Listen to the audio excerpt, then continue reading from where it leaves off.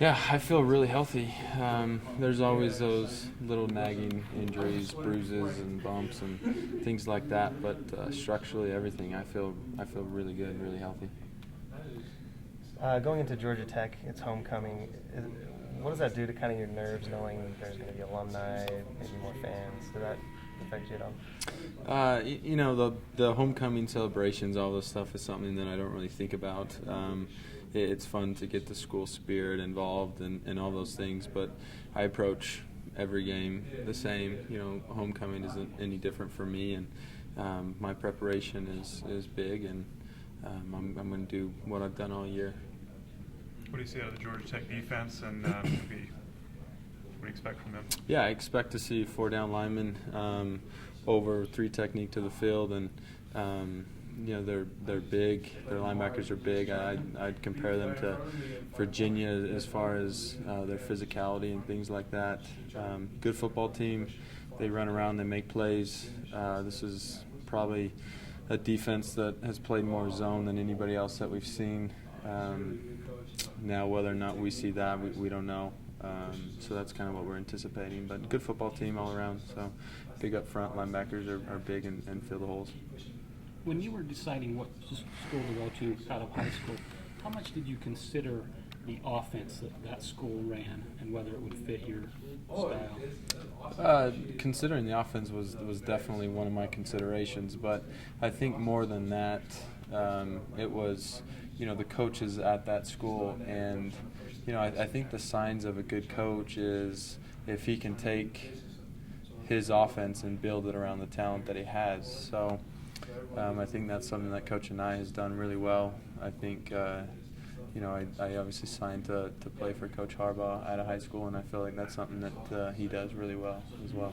So this zone read offense that Coach Anai is kind of new to these parts. Mm-hmm. Does that fit you?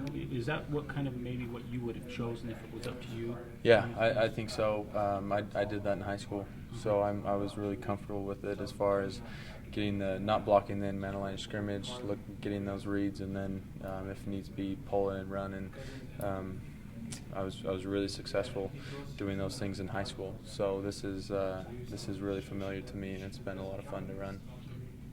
It seems like the past couple of weeks, your comfort level with the wide receivers has just, hit really another level. Have you felt that on the field very much at all, where you're feeling a lot more comfortable, feeling like you're getting their timing down more and knowing their idiosyncrasies more?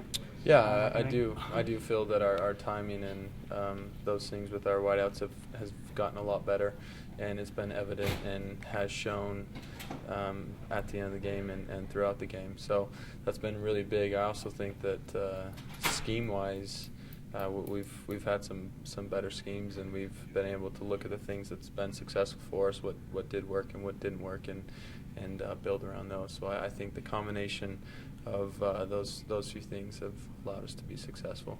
You and Mitch seem to be settling into kind of a nice rhythm. Can you maybe put a finger on why that is, or is it the fact that he's 6'7"? Well, there are a lot of different things that play into that. One being that he's 6'7", as you mentioned, but more than that, you look at the plays that he made last Friday, and one in particular is that long touchdown throw that we had where he was just wide open. If you go back and watch that, the safety was helping on Cody, and we had single coverage with Mitch, and so Mitch is a great athlete. He can get open, as we saw, but the combination of his athleticism and the combination of that and what Cody is able to do freed Mitch up. And what you'll find is that teams won't be able to focus on one guy because we have many that can make plays. The play that Mitch was so open, what happened in that play? I know the defender fell down, but how did you find him? Did you just looked over? Was it your first option? So we had a double move, and there was a small collision, and Mitch was able to get free, but I was keying the safety. And as I mentioned before, the safety played hard to Cody's side, and I saw that, so I knew I was going to have a one-on-one on the outside with Mitch, and so I took advantage of it. Was the scheme preparation against Utah State to be a little easier, given the fact that you might have been expecting maybe a man press, like Utah, but didn't. They didn't do that, and so maybe the preparation might have been a little bit more in your benefit as well. As far as the preparation through the week? Through beating they said the man press, just the man zone. Mm-hmm. Yeah, maybe. We've seen those things. Middle Tennessee State did that a lot to us because of the height that we had out at receiver. So we were familiar with that, and maybe that helped us because we were working on getting off bump coverage. I think there was a lot of our curl routes, a lot of things like that. Our receivers were just getting held downfield, and we made some really good adjustments throughout the game and was really successful doing that.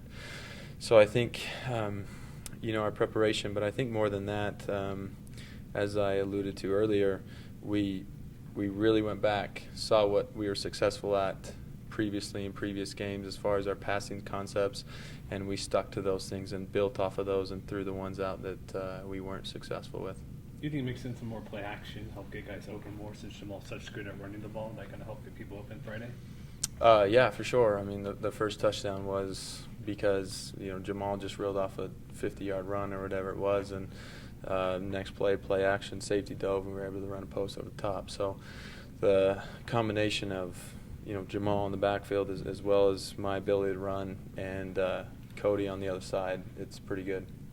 Suppose this read option attack sticks and it works and it's successful. Mm-hmm. Will BYU have trouble finding more Taysom Hills to run, do you think? Yeah, I honestly don't know. I mean, guys that are versatile, Mm-hmm. good athletes, can run and throw. Yeah, it's definitely, as you look back through the years, the typical BYU quarterback that doesn't fit that mold. But